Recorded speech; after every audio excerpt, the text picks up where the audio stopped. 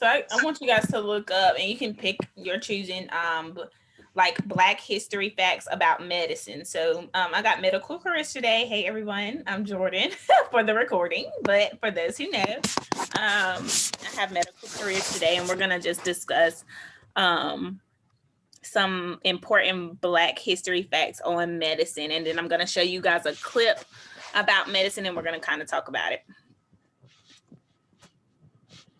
So one person that somebody can look up is Henrietta Lacks. That's probably a good person for someone to choose.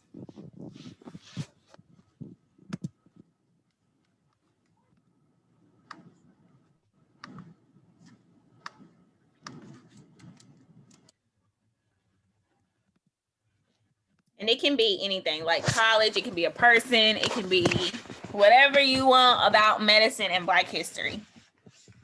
It can be about Dr. Sebi, it can be about anybody. Just find some, it can be holistic or traditional medicine. So I'll give you guys about 3 minutes and to educate us on that. Did anybody want to choose Henrietta Lacks? If not, I can just have her, and I think that's just an important person to have. So did anybody choose her to look up? I'm gonna choose somebody else. Okay. Whitney, Victoria. Y'all can choose somebody else if y'all want. Somebody else. You're gonna choose somebody else? Yes, ma'am. Okay. Whitney. I have somebody else, ma'am. All right. Well, I'll get Henrietta Lacks.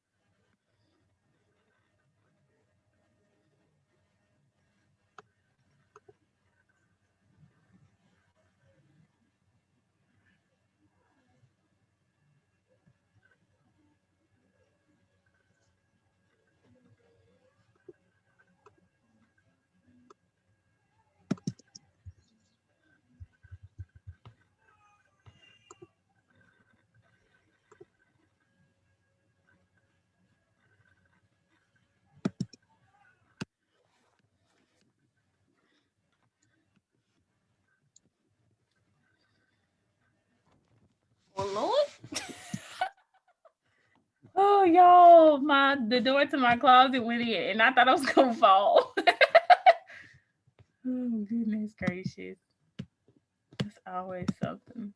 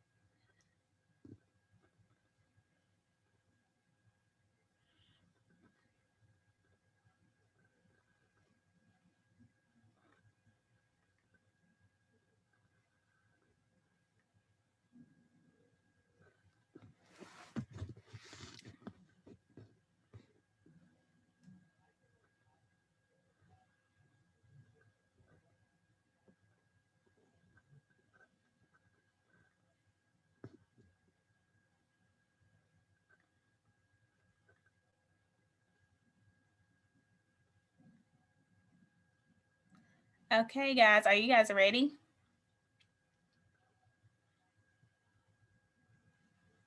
I'll need a second so somebody else can go if they're ready. Okay.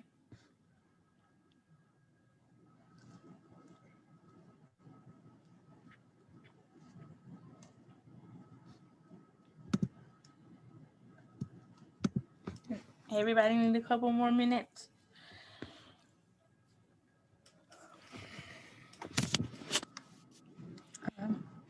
I'm good to go.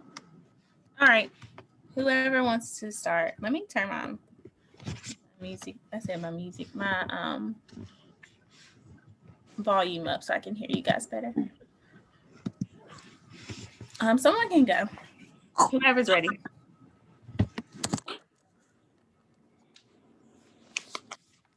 I can go ahead. Oh. You want to go, Victoria? It doesn't matter. You look ready. You're ready to go. You got the determined look on. Okay, I guess I'll go. I'm gonna do Alexa Irene Kennedy. I'm not sure if I pronounced her name right. Go ahead. Sorry. She nearly dropped out of college due to a crisis of self-confidence, but ultimately went on to achieve dramatic success in medicine, and she became the first Black neurosurgeon in the United States in 1981. Okay, and what was her name again? Alexa Irene Kennedy, Okay. Canady. Great job. All right. Anybody else? Yeah, I can go. I Okay. did that. Don't make me follow up after Victoria. That's kind of mean. I'm gonna try to sound as well presented as you, Victoria. I got this. I know she did a great job. I chose Dr. Charles Drew. He first graduated from McGill University in Canada before moving to study at Columbia University in New York. While there, he led a breakthrough in the preservation of blood plasma, which is still being used today for transfusions and all kinds of stuff. In World War II, he was active in the Blood for Britain scheme, getting blood transfusions over, donating blood over to Britain for the World War II vets and the victims. And he also worked with the American Red Cross. Interesting. Dr. Charles Drew. Mm-hmm. All right. Whitney or Kiana? I was definitely going to do Alexa Kennedy as well, but I'm going to choose James Smith, MD. He was the first Black man to practice with a medical degree in the U.S. James was an American physician, abolitionist, and author. He earned his medical degree from the University of Glasgow, Scotland. Oh, sorry. Well, hello.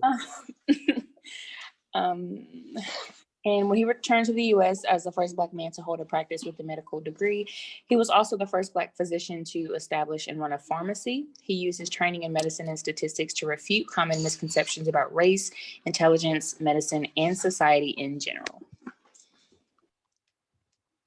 Great. And Whitney. I chose Dr. Daniel Hale Williams. He performed the first successful open heart surgery in 1893. He founded the Provident Hospital and Training School for Nurses, the first Black-owned hospital in America, in 1891. He also founded the National Medical Association in 1895. Okay. And he was a charter member of the American College of Surgeons in 1913. And he was the first and only African-American member for many years. All right. So I had Henrietta Lacks, and I just want you guys to listen to this little snip about her. And well, I'm gonna read it, but just listen, and we're gonna talk about it. So Henrietta Lacks, you know, they were saying that she loves to cook, she loves spaghetti, that was her favorite. She loved to dance. She had 5 children. She dressed very stylishly and wore red nail polish. She was like the center of the home. Everyone, you know, came in whenever they needed her to help, to talk or to always be there. She had her door always open. So she was 31 when she passed. She died of cancer. And unfortunately, after she died, the doctors of Johns Hopkins Hospital in Baltimore, Maryland, had taken samples of her cancerous cells while diagnosing and treating the disease. So while treating it and after diagnosing her with cancer, they were taking some of her cancerous cells. So they gave some of that tissue to a researcher without lax knowledge or consent. And then in her laboratories, in the laboratory, her cells turned out to have an extraordinary capacity to survive and reproduce. They were, in essence, immortal. So if you guys hear of the immortal Henrietta Lacks, that is because they took her cells and they were able to reproduce and survive. The researchers shared them widely with other scientists. They became a workhorse of biological research. Today, work done with HeLa, or Henrietta Lacks cells, underpins much of modern medicine. They have been involved in key discoveries in many fields, including cancer, immunology, I know I didn't say that right, and infectious disease. And one of their most recent applications has been COVID. So the Henrietta Lacks story also illustrates racial inequities. Can somebody talk to me about how do you guys feel about that? Let's say that you guys, hopefully this doesn't happen, but if you guys were diagnosed and they started taking your cells without you even knowing, how would you guys feel about that? How was your families? How would you think, if somebody in your family or if your mom or if your dad was diagnosed with that, how would you guys feel? I would feel two different ways, to be honest. Well, first of all, she wasn't, well, if she was dead, she wouldn't have been able to give consent. But if they did it while they were treating her and diagnosed her or whatever, Yes. then of course they would have to get consent for that. And of course that's wrong to do stuff for research and not let the patient know or even get consent and stuff like that. But then again, on the flip side, I think that it would be a great thing that that they did do it, because we have all these amazing breakthroughs and stuff like that. So it's two sides to it for me. Okay. Anybody else have that? Any things about that, or ideas or questions or just comments in general? As long as they didn't kill her to do it. No, they didn't. But they used her cells while she was still living. Yeah. Without her knowledge. And after. Nobody has any other comments? So yeah. So Kiana, kind of what you said about what you said her grandson said, even though these were taken without her knowing or without her family knowing, that it has definitely caused some great breakthroughs in medicine. She also kind of did many people have, told him, the grandson, about in vitro fertilization and about how Henrietta Lacks cells were used for that research. So he said, and this is a quote, "They were taken in a bad way, but they are doing good for the world. And they do so for people of all ethnicities." So do you guys know what in vitro fertilization is? I mean, I know probably the Victoria, do you know? I have slight knowledge of it, but not fully, if not to the full extent. Okay, so in vitro fertilization is basically when they take, I guess, your husband's or whoever's sperm, and inject it in the egg to create a baby, and then they plant it back inside the mom's belly, basically, or I guess it's Uterus. wherever they are. Uterus. Uterus, yes. Thanks, Kiana. Come through. I had a brain fart.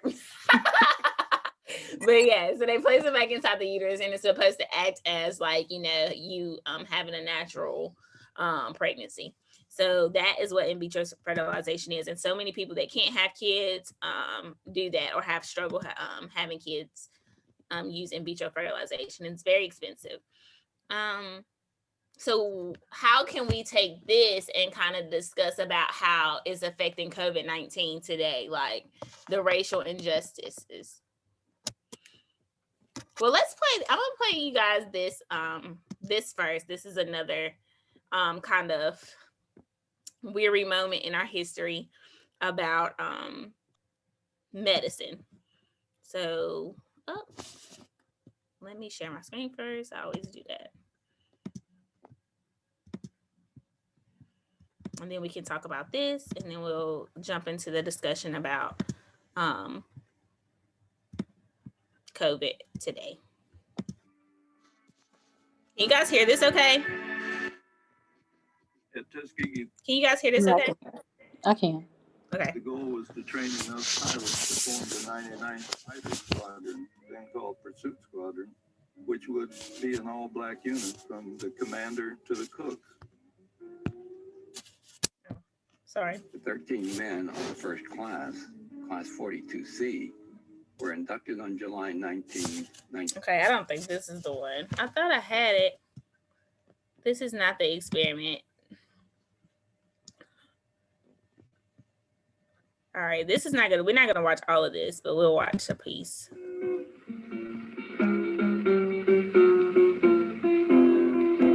I got a kind heart with a lot of, and I wish the world could have known it.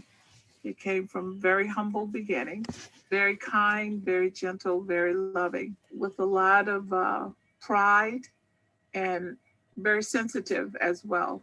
It was in 1932 that Lily Head's father, Freddie, was approached by a doctor from the US Public Health Service. He was working as a sharecropper in the small town of Tuskegee in Alabama. They came and told him that he had what was they called bad blood, quotation mark, bad blood.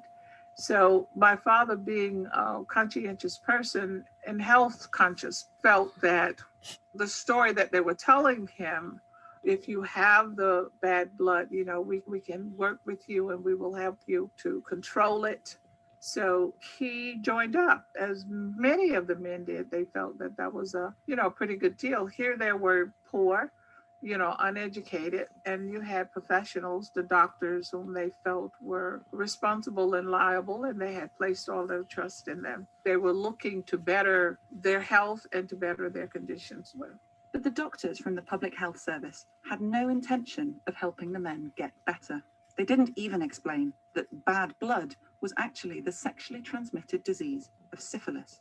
Without their knowledge, the men were being enlisted in a medical study under the title Untreated Syphilis in the Negro Male, to see what happened if syphilis sufferers were given no treatment for their illness. They would visit the men, check their blood, and then after each test, the men were given lunch and they were told, if things were going well or if things wasn't going well, but which wasn't quite factual. So they knew that they were involved in a medical study. They just didn't know what it was. I don't know if they would have understood it as a medical study, but they knew that they were being tested because their blood was supposed to have been bad. There was just so much information that was not available to them, and they were not informed. Doctors already knew in 1932 that if syphilis is left untreated, it can cause heart disease, strokes, dementia, or even death. But in Tuskegee, there was very little public knowledge or discussion of the disease. In our family, you didn't talk too much about certain topics, and sex and any type of illness that was related to sex wasn't talked too much about. The 600 men in the Tuskegee study weren't deliberately infected with syphilis, unlike the US government's subsequent study of syphilis in Guatemala. In Tuskegee, the US Public Health Department just made sure that they were systematically not treated for the disease, even after the discovery in 1947 that syphilis could easily be cured with penicillin. In fact, they had told doctors that if any of those men would come, not to treat them because the study was still going on. That's the most painful part. They did not treat the men when penicillin became available. This wasn't just dangerous for the unwitting subjects of the study, but also for their families. And you had wives being contracted by the disease. You had children getting the syphilis from their mothers, which is, just unbelievable that could have been allowed to happen. to so many families. The study continued for nearly 40 years until an Associated Press reporter uncovered it in 1972. Lily Head's brother was the first in the family to find out. He was reading a magazine and he saw a story about the study and men in Tuskegee. So he called my father, and initially my father said, no, I don't know anything about any type of study like that. And then he went on to tell him, he says, well, they said that they would go around and they would take blood from these men and so forth. And so my father said, well, I went and, I had some people taking some blood. So then we became curious and we started asking questions and contacting some people and so forth. And then come to find out that he was involved. And to confirm it, my father got a call from the CDC. All right. If you guys could exit me out, y'all already know how my my thing works.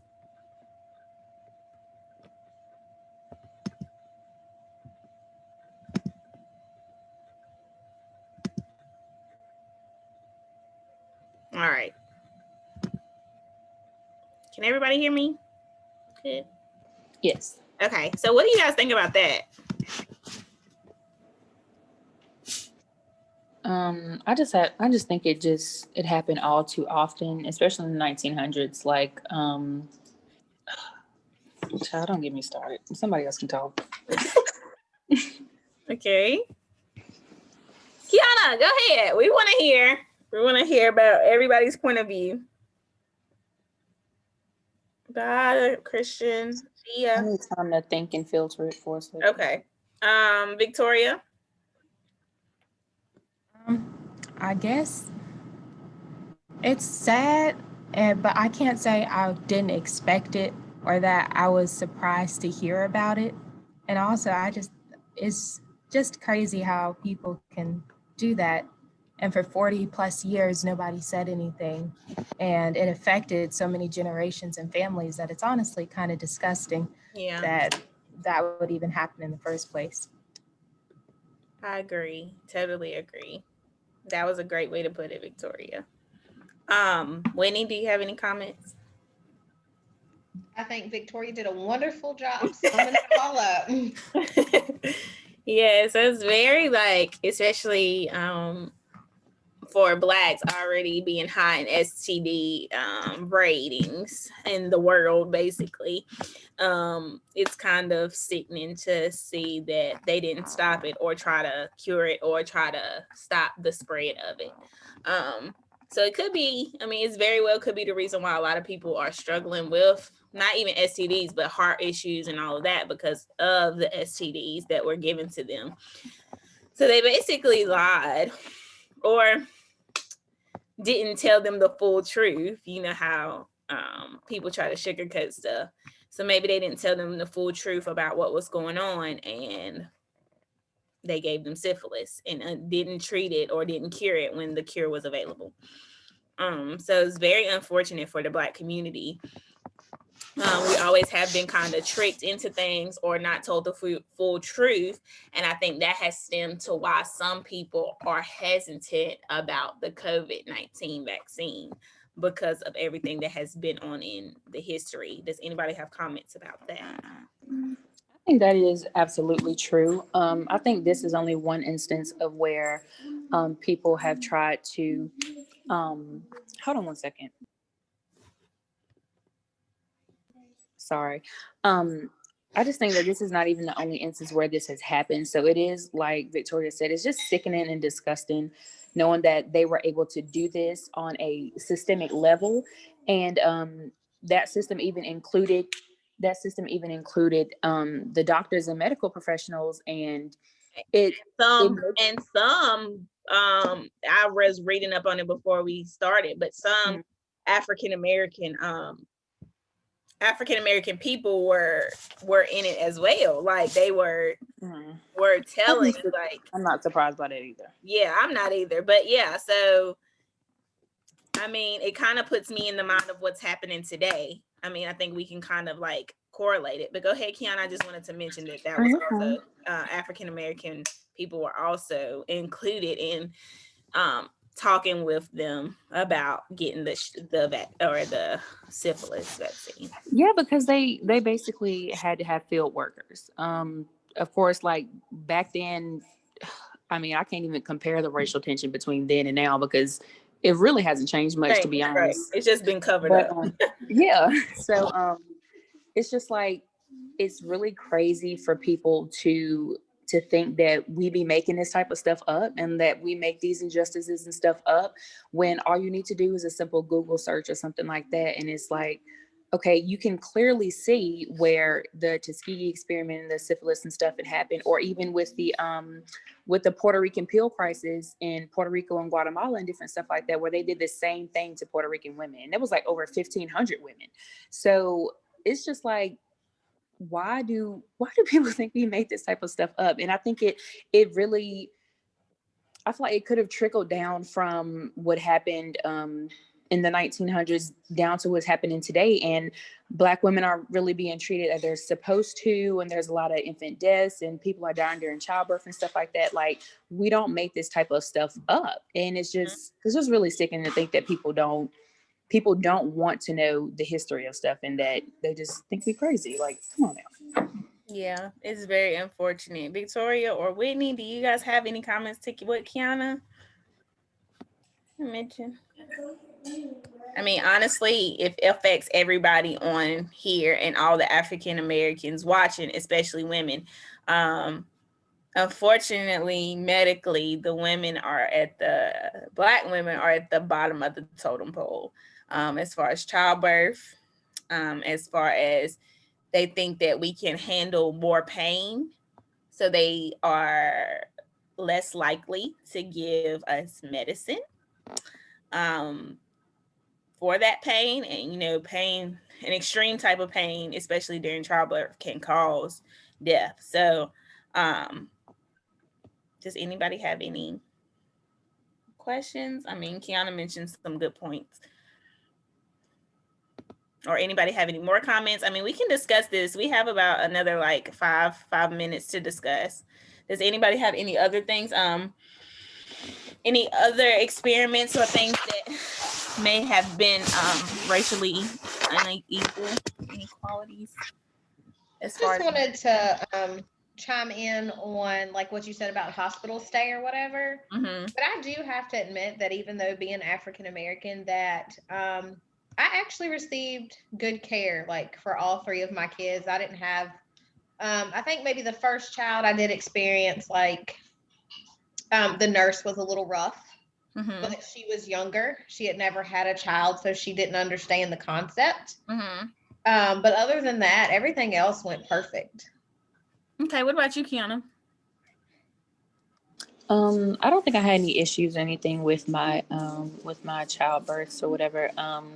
I do think that like the nurses and stuff were basically trying to push the delivery and stuff like on the doctor, and she wasn't there yet. So like they basically just kept like shutting my legs. So this is not our job description. I'm just like, boo, this baby gonna slide up out of here and do a 360. Somebody gonna catch it.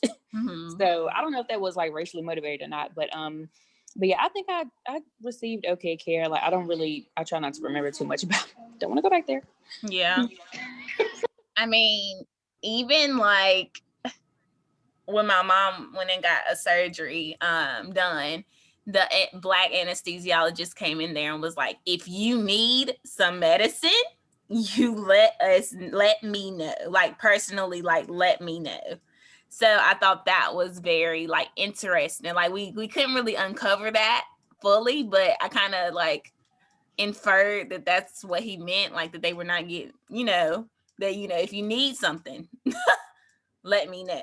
So maybe uncovering that it may be some not even racially motivated. Like I think some people think about it and not even think about being racist. You know what I'm saying? When they're a doctor, I don't think doctors go in and be like, oh, I'm being racist. But it's just like that bias. That bias. Like women, Black women can take more pain. Black women are more, I mean, just with history, Black women can do this. Black women, I mean, being experimented on with no type of pain warning. relievers or anything. Like, Yep. And who was that? I was getting to that. I couldn't think of the name though, so I was gonna ask. Hold on, let me look it up real quick. Yeah, and if you don't mind sharing the picture, and we can discuss a little bit about that, and then I'm gonna just wrap it on up.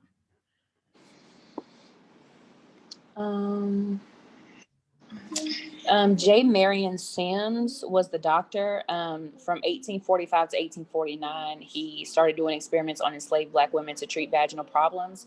He added a second story to his hospital for a total of 8 beds just to do that, and he developed techniques that have been the basis of modern vaginal surgery. And all of this stuff was done without, of course, without any type of pain relief and stuff like that. And let me see, he's also called the father of modern gynecology. So it just goes to show, like, a lot of these prominent people that have did these amazing things in our country have done so at the expense of Black people. And yeah, so I don't have a picture or anything, but yeah. Yeah, very unfortunate what we go through as a race. And I don't know, I think it just like I said, trickles down to so many people not wanting the vaccine, but yet so many people still being triggered by the vaccine as far as race. Like African Americans are triggered at a higher rate and affected at a higher rate for the COVID, but yet they're nervous or scared about taking the vaccine. So it's because of our history. Like we can't just ignore that for us. I mean, other people may, but we can't. We have to be very cautious and aware. Do I think that things have changed medically or even just in general? Sometimes I think that we've gotten to a point where it's like we're becoming more equal, and then some days I'm like, wow, like we just took 20 steps back or 20 years back or 50 years back. Yeah. So it's just very unfortunate. It's very sad. We just gotta educate ourselves on what's up and not just take everybody's word.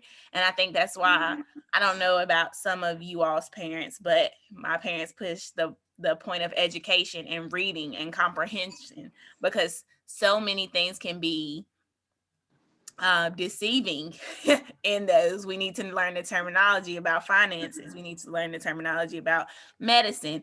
Even if we don't know the full range, we kind of need to know something and be able to read and comprehend what's going on, because so many things can happen without our knowledge. They can just be like, sign this paper, and then they have access to things that they shouldn't. So I think it's they definitely think it's important for that. So I just wanted to talk about Black history and medicine today, because it's so much going on, especially with the COVID-19 and the vaccines coming out. It's just so many things that we need to be educated on as a race, and as a people in general. Not only our race, just people in general need to be educated on it. So it's Black History Month. We got to talk about what's up. And I think that lesson, or today's lesson, really just all correlates with what's going on today in medicine as well as in just our life. So that's all that I have. Does anybody have any questions before I we stop the recording? Or if you guys want to stop the recording and discuss, we can as well. No? Victoria, no questions? No, I just found the conversation really interesting. There were a lot of points brought up that I didn't really think about, but a whole lot of also points that I can relate with about parents and dealing with the healthcare system and different things like that, especially with COVID vaccinations, what you hear, especially from people, especially older, who have had bad experiences with Medicare systems and trying to get healthcare and have lost their faith in the healthcare system. Not wanting to get vaccinated, but also at the point where they feel as if they don't have a choice because they are more susceptible to the virus. Right. Yes, Victoria. Great point. I mean, she's right. I mean, so much right. Like, I'm glad that she was able to join the discussion today, just to talk about it. I mean, do your research as well. what I can say to everybody about the vaccine, do your research. Don't let anybody talk you into it. You got to make that choice for you. You got to see if it works best for you. And for me, I don't really have a choice because I'm in healthcare, and I thought that was also unfortunate for me because it's like, well, take this or you don't get to finish school. And at this point, like, I don't have a choice. So it's like, I've done my research and I'm okay. I think I've come to accept that this is what it is. But a lot of people don't have that choice because they're actually working and being told, like, you can't come back to work if you don't have, the vaccine. So I think it's just, it's rough. They're like shoving it down our throat, yet it's ethical, or it's being said as ethical or right. And it's kind of sad. So we just have to do our research. If you guys plan on taking it, and this is for everybody, I'm not saying take it, or I'm not forcing you guys, but I think the Moderna one right now is probably the best one that's out. I know the Johnson & Johnson is coming out, but I haven't done a lot of research on that. But the Pfizer has already been linked to infertility. So if you guys end up taking it, do your research, be smart.